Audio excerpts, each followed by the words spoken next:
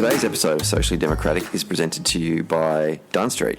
Do you know last week Dunn Street celebrated its first 12 months in operation? And in that time, we've partnered with organisations across Australia and the globe, including the Maldives, to train leaders, develop engagement strategies and employ people to organise for change. And in 2020, Dunn Street will continue to work with folks who want to make a difference, inspire hope and build change from the ground up. That's why we are dedicated to grassroots organising that is data-driven and embraces digital tactics as well. So if you want to find out more about Dunn Street, hit us up at dunstreet.com.au. Hello and welcome to another episode of Socially Democratic. I know I promised that we were going to do a podcast in between Nevada and the South Carolina primaries, but just things got a little bit complicated and trying to line up our diaries with Sam Schneidman, the former Obama organiser. But we finally managed to line up a time. I'm actually in the Maldives at the moment doing training with the Maldivian Labor Party. But we've managed to line up a time, the time zones, to record a podcast today, debriefing Super Tuesday.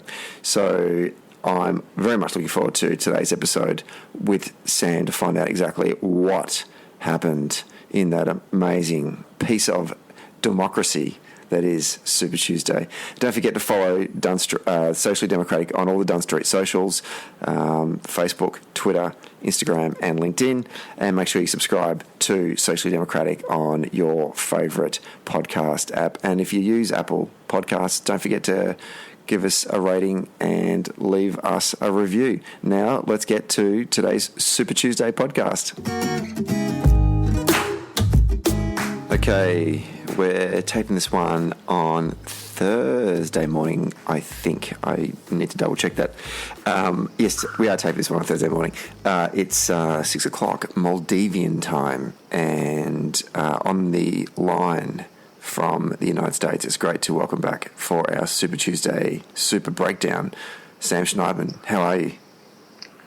I'm doing well, thank you. How are you? I'm good. I've done a couple of podcasts over the last couple of days. I did one yesterday with some members of the Labor Party here, and I kid you not, I did it on the beach. That's awesome. As the sun went down. That's great. I guess the results of Super Tuesday have you so disoriented that you've forgotten what day of the week it is. A little bit. But now this time I'm actually just recording it in the guest house that I'm staying on in the island of Kendu, which is sort of in the northern atolls of the Maldives. And I'm just trying to, it's 6 o'clock in the morning, so I'm just trying to keep my voice down a little bit so I don't wake up the neighbours. However, as I said to you before we got online, the call to prayer at 5:15 certainly woke me up. Let's get down to it. And I must profess, I'm going to tell you and also all of the listeners here, yesterday I was in training with Labor Party people and the Wi-Fi wasn't that great. So in between the breaks, I was just trying to grab all the results in order to prepare for today's podcast, but I haven't had really a chance to actually kind of read all the articles and get a sense of the thematics that came out of it. So literally the questions I'm going to be asking you are not only going to be informing the people listening to the podcast, they're also going to be informing me as well. So let's... So I really hope you've done the reading in this one, the reading for this week's Shoot, Sam. It's never good if you're counting on me to have done the reading. Okay. Actually, before we do Super Tuesday, because last time we spoke, it was before the Nevada caucus. So I just want to get a couple of thoughts that you had from both the Nevada caucuses and the South Carolina primary before we then move into the results of Super Tuesday. So what was your key takeaways and learnings from Nevada? Absolutely. So if Iowa and New Hampshire were sort of full of surprises. The surprises being Pete Buttigieg coming out of nowhere and winning the caucus in Iowa, the debacle using the app to try and count the results, and then in New Hampshire, you had the surge from Amy Klobuchar coming in strong third, the distant finish for Joe Biden in fourth place. You really had Pete Buttigieg's strong showing there. that was not the case necessarily in Nevada and South Carolina, where things went more or less as we expected them to go. Bernie Sanders won strongly in Nevada on the back of organized labor support, as well as his strength with Latino voters and younger voters.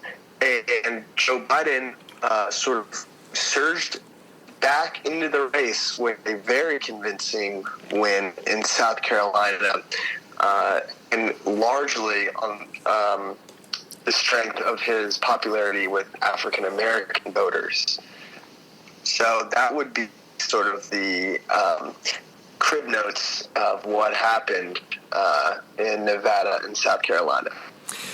It was a 2 Saturdays of kind of emotional swings and roundabouts, I felt, probably for those who have a vested interest in this primary season and also the campaigns, because if you were a Bernie supporter coming out of Nevada, you would have felt pretty upbeat about it, and certainly the media had then determined him to be the clear front runner.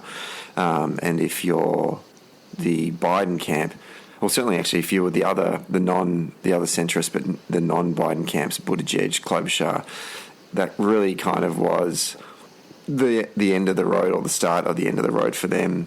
For the Biden camp, they were still sticking on this kind of hold out till South Carolina kind of attitude. Sure. So I think one of the things that also went as expected in the Nevada and South Carolina races was the poor performance of Pete Buttigieg with minority communities or minority voters, and Amy Klobuchar's failure to really sort of crack in and capture the lightning that she bottled in New Hampshire and to bring it to those other 2 states.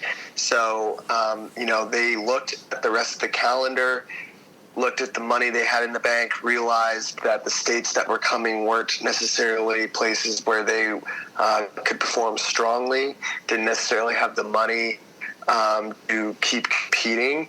And, one of the things that we spoke about in our previous conversations, specifically with respect to Bernie Sanders, was 2 key things. Number one is this idea of a validating experience.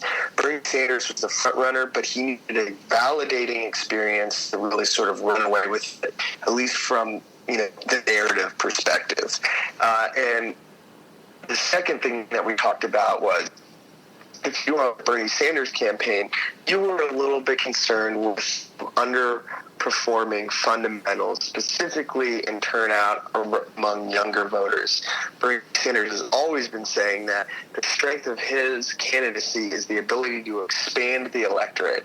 And certainly he's bringing new voters into the electorate for the first time, registering new voters, getting people into the campaign that maybe haven't been involved in politics before, haven't voted in a long time, but he hasn't really done that at a scale that would indicate that he is riding this, wave of popular support. And so with Amy and Pete specifically realizing that their road was finished, they coalesced around the viability of Joe Biden to sort of represent the more moderate wing of the Democratic Party. Were you surprised that both Klobuchar and Biden, after South Carolina, moved so quickly to endorse the candidacy of Uncle Joe? I mean, you just pulled Joe Biden there. You mean Amy and Pete? Oh shit! Sorry, I did too. It's too early.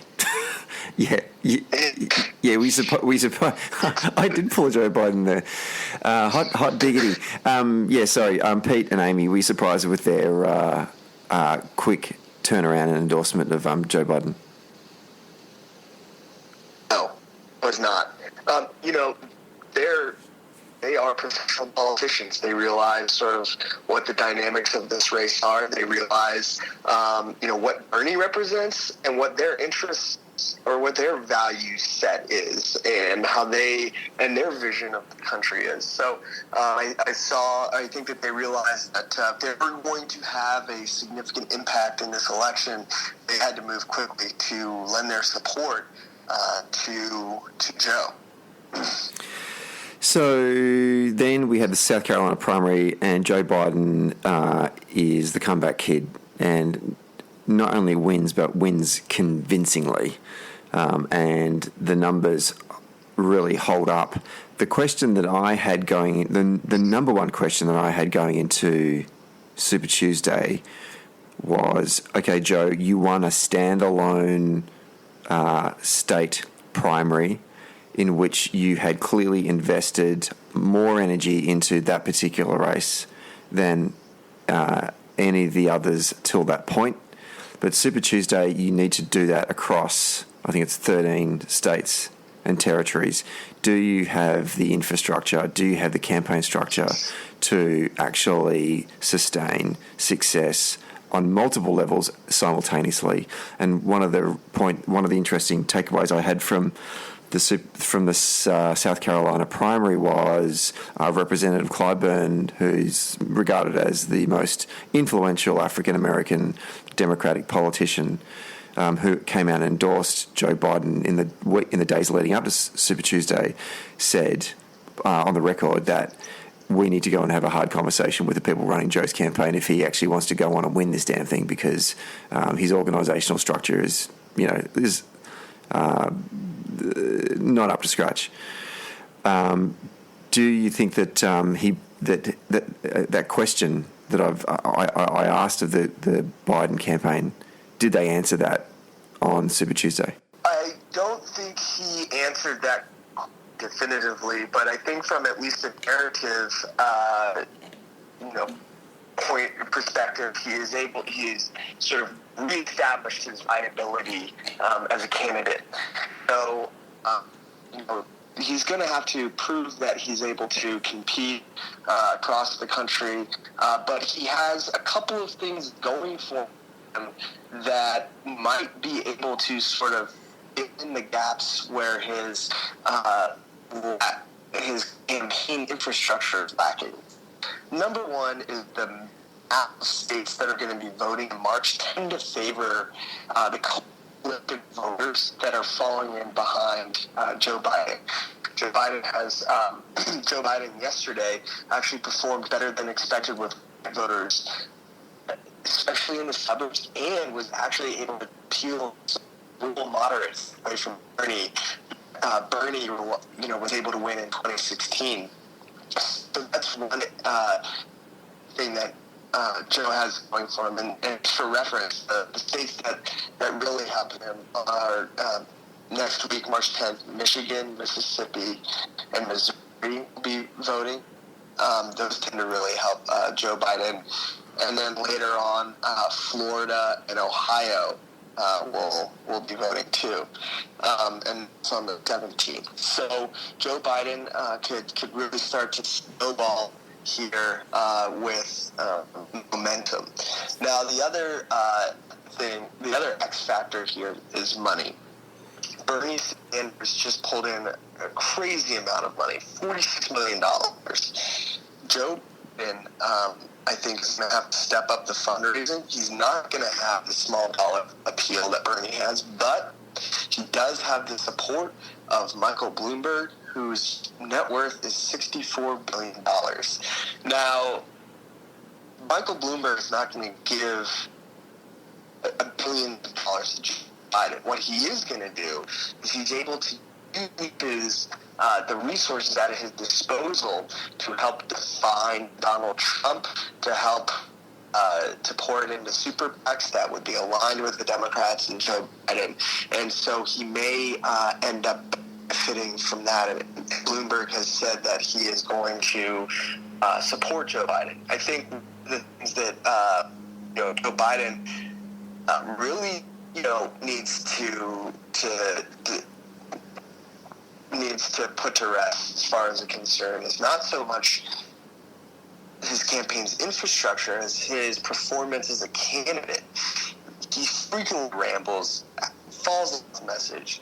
He's gap prone. And that's how he's become defined.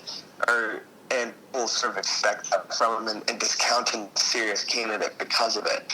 And just last night, after really validating experience of stomping it in on Super Tuesday in some of these states, confused his wife and sister on the victory state. So not a great look, and he's got to really, become a more disciplined candidate to shore up that weakness. How much of a problem? I haven't had a chance to look at the delegate hall. I'm just interested in get your thoughts on the delegate situation, state not going state by state, but out of Super Tuesday. Did Bloomberg take any delegates from any of the states that were available on Super Tuesday? I don't know specifically what his delegate count is. I think he didn't crack 15% in any of the states, and so that's sort of like didn't factor in the delegates. But where we stand now after Super Tuesday is effectively a neck-and-neck race between Joe Biden and Bernie Sanders. And for listeners in Australia, again, the way we choose our candidates here in the U.S. is very convoluted. But when you're running for president, it's not necessarily the person who wins the most votes who becomes the nominee. It's the person who wins the most delegates that are apportioned based on your support in these nominating contests. And so right now where we stand is that Bernie Sanders and Biden are more or less in a neck-and-neck race, according to the delegate count, with the elections to come very much favoring the Biden, with the coalition of voters that are falling in behind him. The 2008 primary season, at this point between Hillary Rodham Clinton and Barack Hussein Obama, was an interesting insight into narrative and how you spin a victory, because Hillary Clinton won the majority of the states on offer on Super Tuesday, but Barack Obama, in the states where he where he lost to Hillary Clinton, he only narrowly lost, therefore collecting a large sum of delegates that were on offer. And then the states in which he won quite convincingly, these smaller states in parts of the sort of in the South or notionally red states in a Republican-Democrat divide. And so when they did the count, I think from memory, Obama either was only just slightly behind on the delegate count from the day, or was maybe even ahead. And I remember David Plouffe having to send out briefing notes and memos to the journalists to say, stop looking at just who's winning the states and actually focus on the delegate count. I think that journalists have learnt that lesson from 2008, because there's a far more forensic analysis of delegate counts, pledged delegates awarded from each of these primaries and caucuses in this 2020 primary season. Is that something that you have noticed as well? Yeah, absolutely. I think people are definitely keyed in on it, and it's going to be interesting to see how this unfolds. Tell me, and this is going to show you how much I definitely haven't caught up on the news. Elizabeth Warren, is she still in the race? Has she suspended her campaign overnight? Or have I missed something here? As of now, she is still in the race, yes. And that is the source of much intrigue amongst politicos. People are wondering when she's going to drop out. She hasn't performed competitively in any of the nominating contests so far. In fact, has underperformed in most of them compared to sort of the organization that she was able to build and the expectations she was able to set. She came in at disappointing third place in Massachusetts, her home state, and probably doesn't have a ton of money left in the bank at this point, but does actually have a considerable amount of influence within Democratic politics and voters as to where she throws her support. So I think she's she's in the race for the right reasons, and I think is looking at how to get out of it for the right reasons, and was probably spending some time thinking about that. But there is there is a lot of competition for her support. So Bernie supporters are really concerned, or really think that Elizabeth Warren sort of blunted Bernie's momentum and, sort of did some blocking for Biden on Super Tuesday.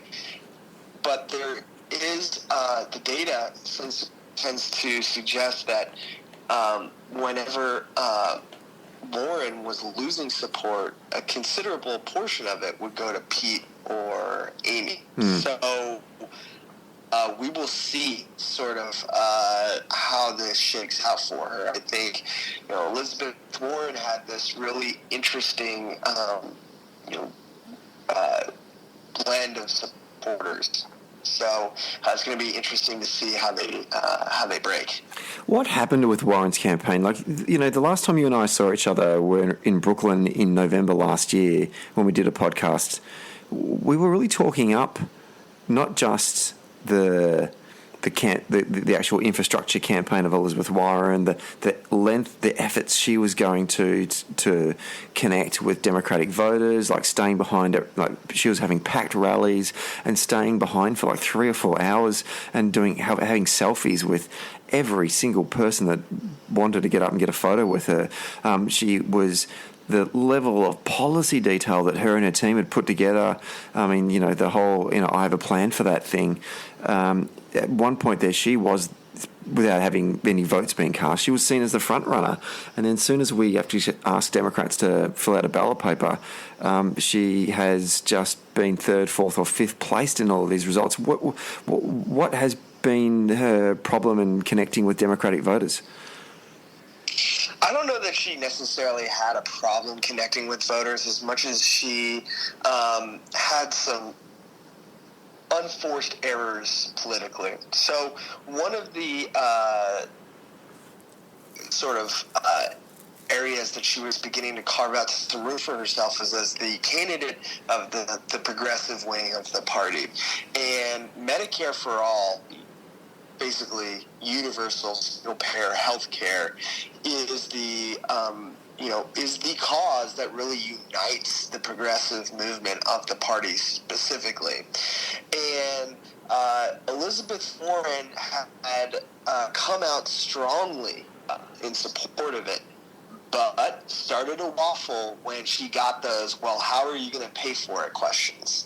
She then sort of hemmed and hawed on her support, talked about a path to getting there, became a little nuanced, which I think raised suspicion amongst some people, and that allowed Bernie Sanders, who has been consistent on this issue, to come back in and sort of fill that vacuum. So she lost some momentum there, and I think really saw that her support fell out in that way. Let's turn to the demographics of the results from Super Tuesday. I'm keen to get a sense of what can we draw from these states that voted on Tuesday. Who turned out for Biden? Who turned out for Sanders? And what can that tell us about both the strengths and the weaknesses of these two candidates going into the next round of primaries? Absolutely. So race was pretty interesting. Joe Biden won black voters by a almost 40% margin compared to Bernie. He did better than expected with whites, particularly in suburbs, and as I mentioned, was able to take some rural moderates that Bernie had won in 2016. Turnout was higher than expected. Now, especially in the suburbs where Biden did well, but that's where Bernie also struggled. Bernie has always said, I'm going to be able to expand the electorate, particularly with younger voters. That surge hasn't materialized at the scale that is needed. and he's now promising it's going to come in November when he's sort of said this is what's going to propel us right now. Biden actually won in Texas on the strength of late deciding voters. So it seems that the coalescing of around his candidacy, particularly with leadership from Amy Klobuchar and Pete falling in there and leading their supporters to Biden campaign, had a significant impact. Bernie's firewall sort of came in the western states, which are more diverse than where you saw Biden performing really well, in the South and in the Midwest and Northeast even. So Bernie did well in California and Colorado specifically, and that was in many thanks to his connection with younger voters there and Latino voters as well. And so and sort of the progressive voters too. So that, it seems like we're getting more clarity into the types of coalitions that each candidate is going to be able to assemble. And we're starting to understand in sort of the early stages what, their path to victory might look like in a general election. The Bloomberg factor, looking at the early results that I was managing to get a quick glance at my phone yesterday, there was a bunch of states, and I don't know how they all panned out in the end, where Biden was was polling at around 18%, Bloomberg was polling around 18%, and Sanders was sort of 25 to 35. Those Bloomberg voters, where do you think they're going to go for the next round of primaries? I think they're going to Biden for sure. And if that's the ones that are Democrats. And that, unpack that. What do you mean by that? Well, I think Bloomberg has a lot of. He had some support from Democrats for sure, but also had support from people who might see themselves as never Trump Republicans, moderate Republicans who like sort of his business acumen and brand, and like sort of what he did with New York City and the narrative that came out of that, but are sort of like repulsed by Trump, and definitely would never vote for Elizabeth Warren or Bernie Sanders. Do you think that we're seeing signs across this primary season now that are building good voting foundations for the general, regardless of whether it's Sanders or Biden? Like, is the Democratic base expanding? Is turnout holding up like the numbers were in 2018 in the midterms? Because we talked about this sort of after, I think it was New Hampshire or Iowa. Iowa, yeah, and we haven't sort of come back to that yet. Are we, regardless of who the nominee is going to be, is there foundations here where we think that moderates, never Trumper Republicans are starting to peel off who they voted for back in 2016? It's really too early to say, and that's just because so much can happen between now and Election Day. We have two very volatile candidates. I mean, if you, like, in the hypothetical that it's Biden versus Trump, right? Trump is obviously very volatile as a candidate, as a person. Really? How so? Well, I don't think we have enough time for that in this conversation. And then Biden, in a different way, is also quite volatile. You know what's interesting? Do you know both of them don't drink? I did not know that. I used to have a rule. How wild is that? I used to have a rule. I never trust people that don't drink. Yeah, I mean, Jesus. everyone's got their thing, but that's kind of a funny peculiarity. Anyway, or a funny detail about both of them. It's not a peculiarity, but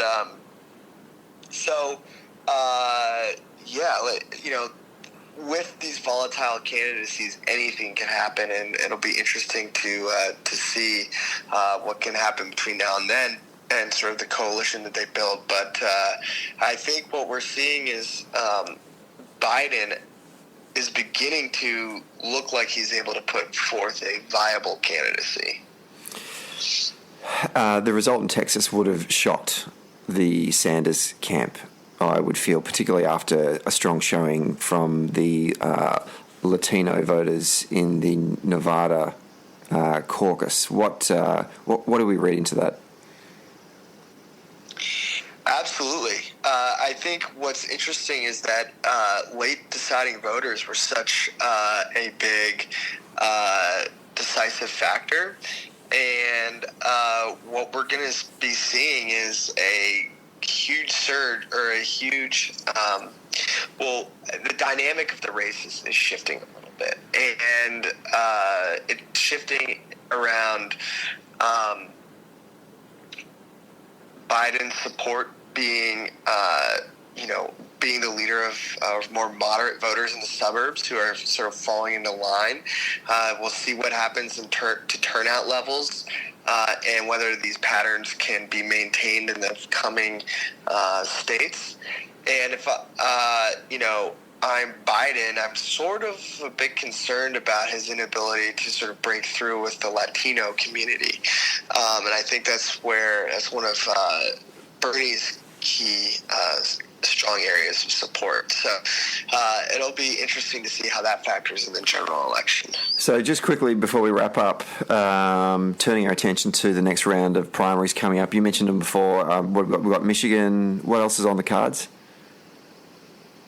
So coming up in next week, we've got Idaho, Michigan, Mississippi, Missouri, North Dakota, and Washington State.